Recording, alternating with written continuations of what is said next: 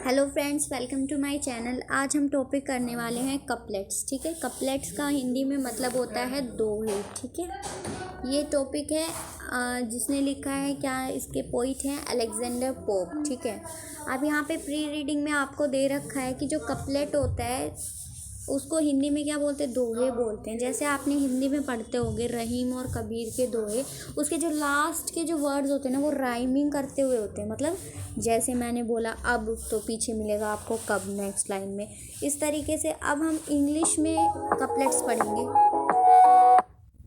किसमें पढ़ेंगे? हम इंग्लिश में कपलेट्स पढ़ेंगे। ठीक है, अब यहाँ पे अलेक्जेंडर पोप के कपलेट्स है। अलेक्जेंडर पोप एक फेमस पोइट हैं जो कि विलियम शेक्सपियर आपने नाम सुना होगा, जो बहुत ज़्यादा फेमस पोइट हैं। उनके बाद अलेक्जेंडर पोप ही हैं famous English poet. Okay, now let's get started with the first couplet. TISS with our judgements as our watches none go just alike yet each believes his own. जैसे TISS लिखा हुआ है इसमें, इसका मतलब है it is. पहले जो हम लिखते थे ना हमारी पहले टिस, इसमें आई जो है हमारा नहीं लिखा हुआ है। पहले जो लिखा जाते थे कपलेट्स ऐसे ही लिखे जाते थे, लेकिन हम पढ़ेंगे कैसे, इट इज़। ठीक है, और जजमेंट्स जो हमने लिखा है, जजमेंट्स में भी ई नहीं लगा हुआ है। इसमें आपकी बुक में जी के बाद ई नहीं लगा हुआ है, पर हम जजमेंट्स को ई लगा सकते हैं। बाकी पहले के टाइम में ये बिल्कुल सही स्पेलिंग है। TISS with our judgements as our watches, यानी कि जैसी हमारी जजमेंट्स होती है, जजमेंट्स को वॉचेस के साथ कंपेयर कर रखा है।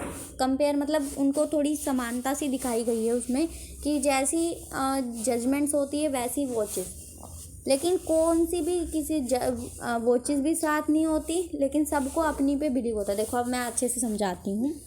जैसे हमारी वॉच होती है, सबके पास वॉच होती है। वॉच, सबकी वॉच का टाइम अलग अलग होता है। किसी की 1 मिनट आगे तो किसी की 1 मिनट पीछे, थोड़ा थोड़ा अलग अलग होता है सबकी वॉच का टाइम। थोड़ा डिफरेंस होता है, लेकिन सब अपनी वॉच को ही सही मानते हैं कि मेरी वॉच ही परफेक्ट है, मेरी वॉच सबसे सही है। किसी की भी वॉच साथ नहीं चलती। ऐसा ही हमारी जजमेंट्स के साथ है, यानी कि किसी भी टॉपिक में हम अपनी क्या जजमेंट्स रखते हैं, क्या सोचते हैं, उसके बारे में वो होती है जजमेंट्स। तो मतलब मैं जिस चीज़ के बारे में जो सोचती हूँ, मैं उसी चीज़ को सही मानती हूँ, यानी कि yet each believes his own, यानी कि और कोई और उस चीज़ के बारे में जो सोचता है वो उसके लिए बिल्कुल सही है। ठीक है, ऐसे ही हमारी जजमेंट्स और हमारे जो वॉचेस हैं वो थोड़े सिमिलर बताए गए हैं इसी तरीके से। तो हमारी जजमेंट्स और वॉचेस सेम सी ही होती हैं।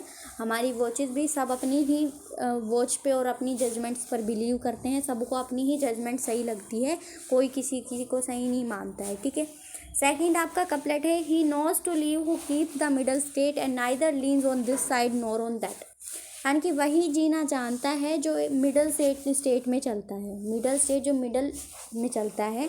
लीन का मतलब होता है, what is the meaning of lean? Lean का मतलब होता है बैंड, किसी तरफ झुकाव। किसी तरफ जो झुकाव नहीं रखता वही जीना जानता है। ना तो इस तरफ अपना झुकाव ज़्यादा डालता है, ना ही वो इस तरफ ज़्यादा झुकाव डालता है, उसी को जीना जानता है। यानी कि जो मिडल स्टेट में चलता है ना, जैसा कि इस पिक्चर में दिखा रखे, जो मिडल स्टेट में चल रहा है इसी को ही जीना आता है। जैसे मान लो मैं टीचर हूँ, तो मैं टीचर हूँ, या तो मैं बच्चों को बहुत ज़्यादा पिटाई करूँ। मान लो आई एम ए टीचर और मैं बच्चे को बहुत ज़्यादा पिटाई करूँ, और एक मैं बच्चों को बहुत प्यार से पढ़ाऊँ, वो शैतानी करे तो भी उनकी पिटाई ना करूँ। तो ना ही मुझे ज़्यादा पिटाई करनी चाहिए और ना ही कम करनी चाहिए, मुझे मीडियम वाले पाथ को चूज़ करना चाहिए। ठीक है, वही व्यक्ति जीना जानता है। तो इसमें यही लिखा हुआ है कि हमें मिडल स्टेट में चलना चाहिए। वही जीना जानता है जो ना तो इस तरफ लीन करता है, ना ही इस तरफ लीन करता है, ना। ठीक है, ओके। नेक्स्ट हमारा कपलेट क्या है कि 4 फॉर्म्स ऑफ गवर्नमेंट होती है। कितनी? 4 फॉर्म्स, यानी कि बहुत ज़्यादा टाइप की गवर्नमेंट होती है।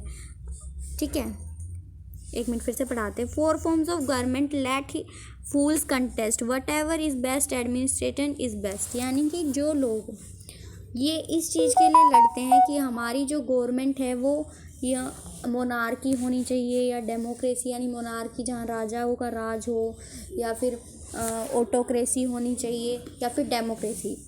मतलब फूल्स को लड़ने दो। कंटेस्ट यानी कि लड़ने दो, फूल्स को लड़ने दो। कंटेस्ट यानी कि to quarrel, it is given in your book to quarrel. उनको लड़ने दो कि गवर्नमेंट कैसी होनी चाहिए, उनको लड़ने दो। क्या नाम होना चाहिए गवर्नमेंट का, उनको लड़ने दो। सबसे बेस्ट तो वही है जिसकी एडमिनिस्ट्रेशन बेस्ट है, मतलब जिसका जो शासन है जिसका बेस्ट है वही सबसे बेस्ट है। हमें इससे मतलब नहीं होना चाहिए कि वो डेमोक्रेटिक है या फिर मोनार्की है या ऑटोक्रेसी। हमें इससे मतलब होना चाहिए कि उनकी एडमिनिस्ट्रेशन कैसी है। फूल्स को कंटेस्ट करने दो, फूल्स को मतलब लड़ने दो कि मोनार्की होगी डेमोक्रेसी होगी। हमें मतलब होना चाहिए कि एडमिनिस्ट्रेशन किसकी बेस्ट है, वही गवर्नमेंट बेस्ट है। ठीक है, नेक्स्ट हमारा कपलेट है, 4 modes of faith, let graceless Jolettes fight, his can't be wrong whose life is in right। modes of faith का मतलब है रिलीजियन, अलग अलग तरह के धर्म। जोलेट्स यानी कि फनेटिक पीपल यानी कि कट्टर लोग को लड़ने दो। देखो, हिज कांट बी रोग, उसकी लाइफ कभी गलत नहीं हो सकती जिसकी लाइफ सही राइट डायरेक्शन में, यानी कि जो कट्टर लोग हैं, जोलेट्स लोग हैं, उनको लड़ने दो, धर्म के ऊपर उनको लड़ने दो। जो जोलेट्स हैं यानी कि कट्टर लोग हैं, फनेटिक पीपल्स को लड़ने दो। उसकी लाइफ कभी गलत नहीं हो सकती जिसकी लाइफ रास्ता जिसका सही हो, यानी कि चाहे उसका कोई भी मोड ऑफ, चाहे वो हिंदू है मुस्लिम है कुछ भी है, पर उसकी जो लाइफ अगर वो सही काम करता है, राइट डायरेक्शन में चलता है, तो उसकी लाइफ, उसका धर्म कभी गलत हो ही नहीं सकता। Our next couplet, in faith and hope the world will disagree but all mankind concern is charity. यानी कि फेथ होप यानी कि किस चीज़ में आप आशा रखते हो, किस में विश्वास रखते हो, कि पूरा देश मतलब सबका जो भी है सब इससे डिसएग्री करते हैं। यानी कि किसी का कोई धर्म है, किसी का किसी में विश्वास है, कोई अल्लाह को मानता है, कोई भगवान को मानता है, कोई जीसस क्रिस्ट को मानता है, कोई किसी को मानता है।